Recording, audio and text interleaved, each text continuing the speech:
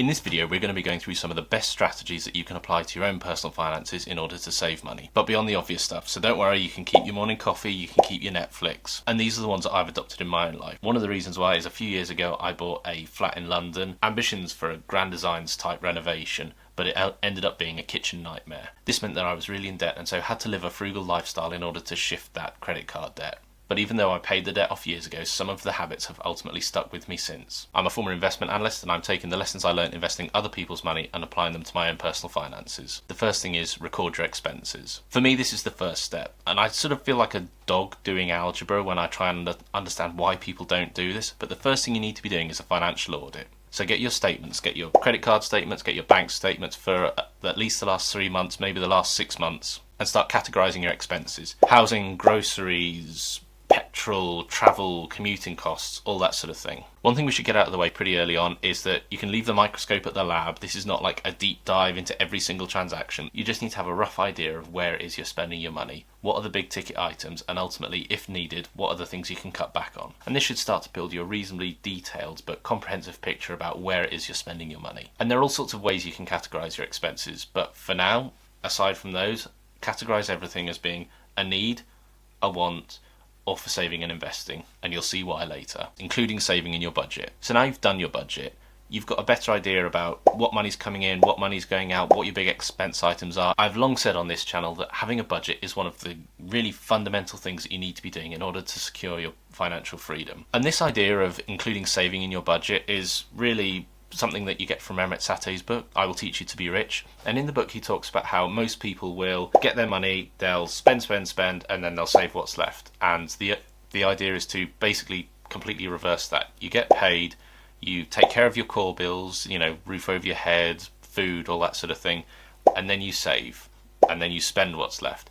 And what I invariably find is that because it's kind of the fun stuff that you want to spend money on, it's going out with friends, it's going to dinner, it's going to the movies, you get pretty creative in how you can save in other areas of your life because they're things that you want to make time for, they're things that you want to find the money to do. And another critical thing, which I think is often excluded from this, is you don't necessarily have to be saving for something specific. You don't have to be saving for a holiday, a car, a deposit for a house in order to be saving. Saving is a good habit. We have a video, links in the description below, where we go through different budgeting techniques and different budgeting styles. It can be a really helpful way to make sure that you're adopting a budget that really suits your particular circumstances, even if you don't have something specific that you're saving for. The next is making saving automatic. Now, this is something from The Automatic Millionaire. Again, a book that I would definitely recommend in this higher interest rate environment. It's bad if you've got a mortgage, but it's good if you're a saver. So open up a separate savings account and just put your savings in there every month, but set it up as a standing order or a direct debit. And this way you're saving money and you don't even have to worry about it. The way I set up my finances, I get paid around the 28th of the month and all of my bills come out on the 1st. That's the mortgage, the gas, the electric, the council tax, and the saving all come out on the 1st of the month. And then straight away, I know what I've got to spend. And this sounds really simple, but I find it to be a really effective and really powerful tool. I can open up my banking app in the morning, on the 1st, all the money's gone out and I just go, right, that's what I've got to spend. And it makes life so much easier. And less life admin. I hate life admin, but it's important. The next is a no spend week. Now, this can sound like absolute misery, but in my experience, it's really what you make of it.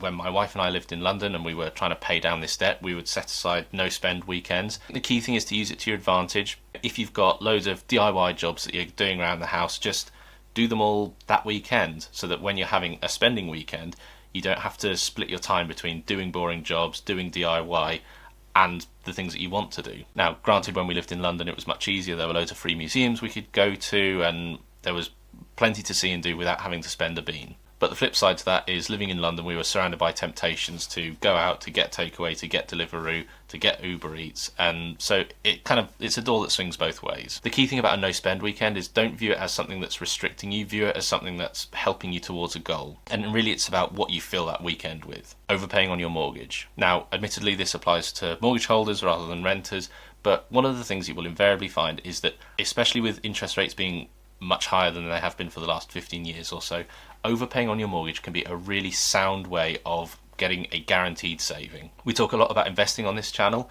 but we talk about the forecasted return you might make, 8%, 9%, 10% a year, but that's not guaranteed.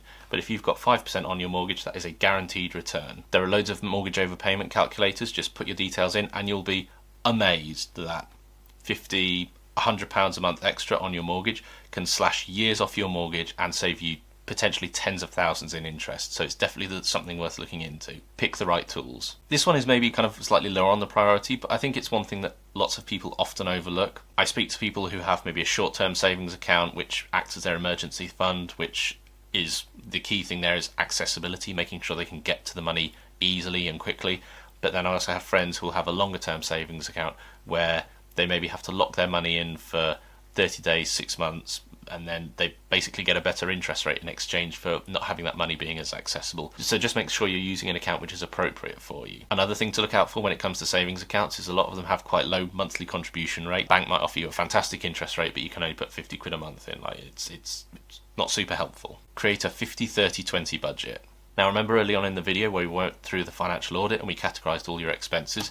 Well, the 50-30-20 budget basically says that 50% of your income should go towards your needs. This is roof over your head, all the key things that you really have to pay for, the non-negotiables. 30% should be your wants, that's going out with friends, that's going out to dinner, and then the 20% should be your saving and investing strategy. This is one of many potential budget methods. We have a video coming out next week. Link will be in the description once it drops, and make sure you're subscribed so you don't miss out. So once you've created your budget, you can compare what you're actually spending and what the 50-30-20 budget says you should be spending. You might find that there's a nice surprise in there, but ultimately it's just about redressing some of the imbalances that you might have in your budget and what you're currently spending your money on. Maintenance before replacement. When it comes to servicing, just service your car at the intervals you're supposed to service it at. If it's a slightly newer car and it's within warranty and you don't service it within those intervals, then it can void some of your warranties. This is particularly true if you're leasing a car. But this doesn't just apply to cars.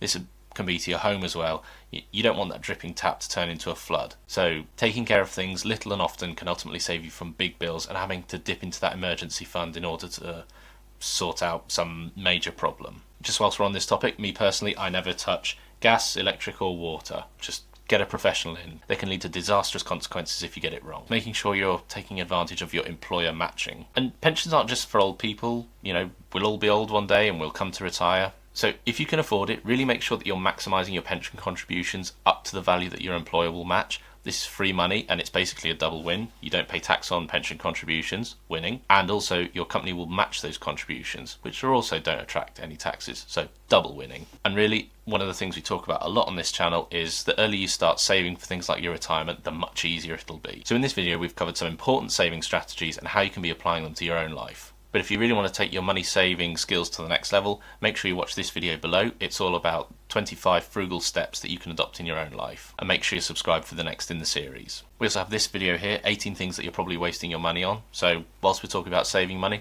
why not make sure you're not wasting it as well? Thanks very much for watching. This is another episode from Modern Money Talk where we talk all things personal finance and personal development related. Comment below if you think we've missed anything, and make sure you're liked and subscribed. Peace out.